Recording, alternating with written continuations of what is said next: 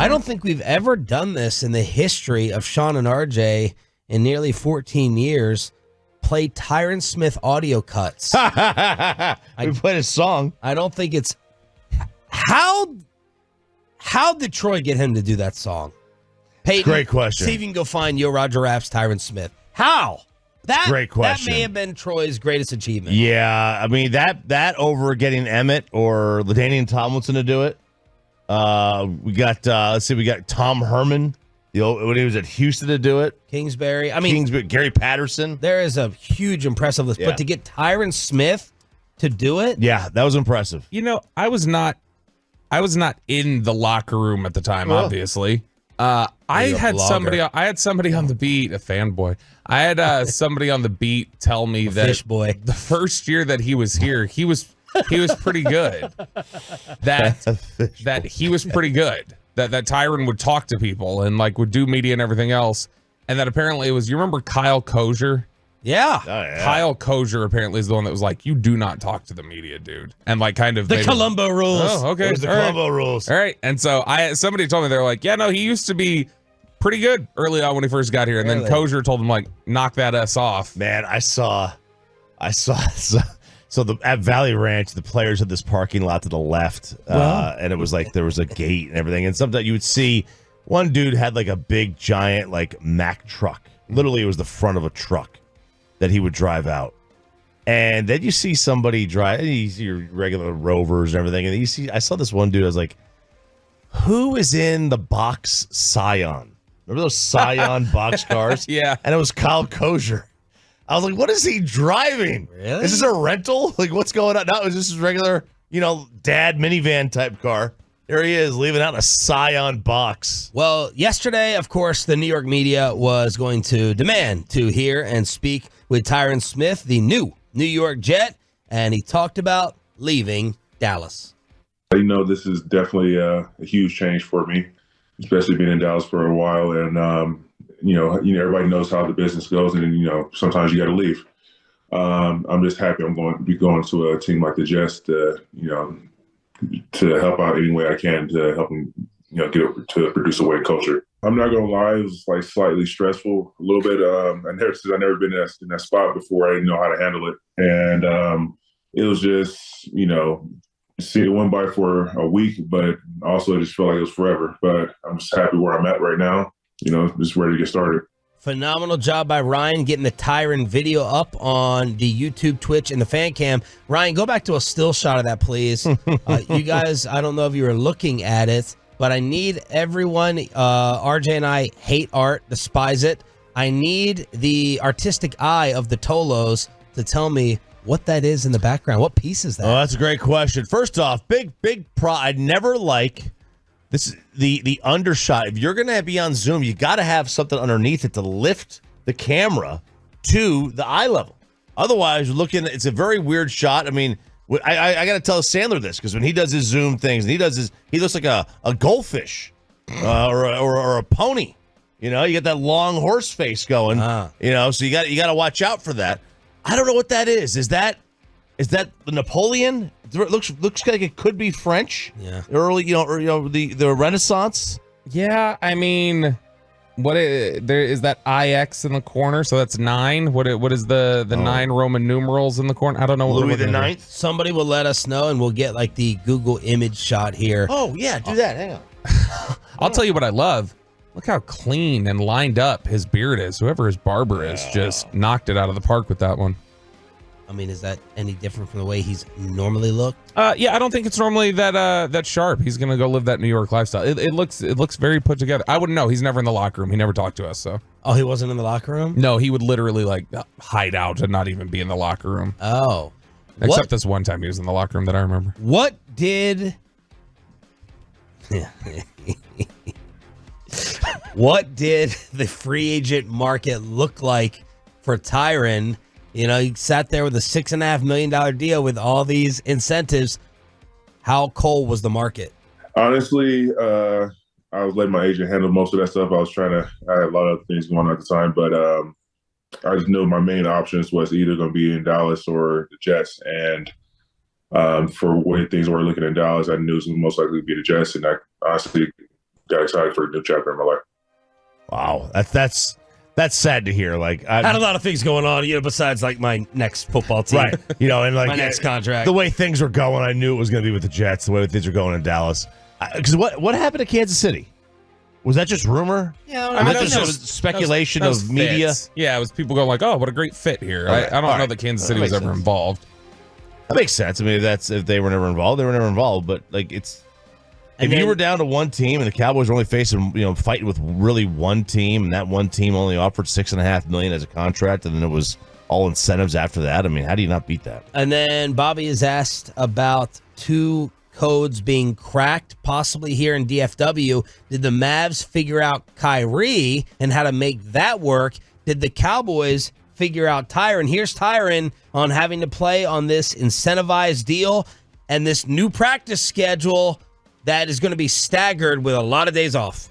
I'm just actually excited just to be on the team, to be able to have opportunity to continue playing. But also, yes, the way my contract is it speaks for what happened, for what's been happening for the past couple of years. And honestly, I think it's a fair deal. And, it's the same, I just got to go out there and prove that I can continue playing at the high level that they expect me to. Physically, I feel great. Coming off the season last year with no injury, I could go full tilt for off season. And honestly, wherever we decide to come up with a program for here and in New York, that's what we decide. But it's not going to be always to be the same. So, we'll sit down and come up with a plan for ourselves, what's best for for me and the team. Bobby, what'd you take from all this? I don't think the Cowboys really wanted him back. Like I don't think it's. I don't think that it was so much the dollar figure. Like, that feels a little bit like pretext at this point, because I think that we all go like, well, of course they're tired of, the fact that he wasn't consistently available over the years. Yeah, that's frustrating to them. Like that's the easy thing to say. It's like, no, but I think it's deeper than that. I think from top to bottom, they were just tired of managing getting him ready. Because didn't they get tired of Amari too? Yes. And that was like a lot less time together. Yes. And Amari was honestly less involved. They had, again, we've been talking recently about the how the statute of limitations passes on certain things. So 2020, bad year. Not a very good year. They wanted you about to give us some dirt here. Here we go. Tyron, right before he got shut down for the year, he called himself out of a game. I think it was week 3. He had called himself out of a game, and he had communicated to the Cowboys that he was like, I'm not putting any more bad tape out there. Like, we're going to get me right. I'm not doing this. And they had some friction there, and that friction existed a couple different times. Like, I'm not doing this. We're going to get this handled. And so there have been different times where that kind of tension has existed between them. And I think that just after really 4 years of doing that to that level, I mean, it's been 8 years of injury problems, but 4 years of that level of it, I think it probably just reached a point where they're like, all right, fine, you can go get more money elsewhere, go get it, because we need somebody more consistently available, and we can't keep devoting so much time during the week to managing this and getting it ready. Did you find the art, Da Vinci? Did not. I did not. Searching over here. Searching. Google, no one on the fan text? Google Lens, nothing. I mean, I even put the Google Lens up there. Didn't even pop up. Popped up with a few chains. Maybe it's an original. I'm shocked that Twitch, and maybe it's an original. I'm shocked that Twitch or YouTube did not lock that down. Oh, they're saying Lindsey Ekstrom. It's a Dallas artist that painted as a Biggie. Okay. One thing on the fan You thought it was Napoleon? Well, from 4,000 feet away on an 8-inch screen, it looked like I didn't see the gold chains. It looked like it was Napoleon. That looked like feathers to me. Maybe Napoleon fluffles from the Outlaws with Tupac. And now, as I got closer, I was like, oh, that's a chain. But I couldn't tell who it was. But they say it's Biggie. Well, I didn't hear you guess at a hip hop artist, Bobby. No, I didn't know who it was, but I did see like Those are gold chains. Okay. You thought it was from the you're 11 feet closer. I'm also 11 years younger. My eyes. So Yes, you are. That would have been awesome. I didn't notice the chains either. Yo, Texas William, can you get Napoleon wearing some bling? Some bling, please? 877-881-1053 is the truckwreck.com text line. We have to start giving Ryan some video bonus money around here if this continues. He crushes it. And now here's the thing.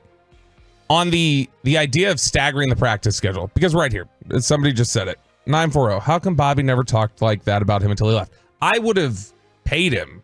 I would have said, all right, fine, you played well last year. Let's keep this going.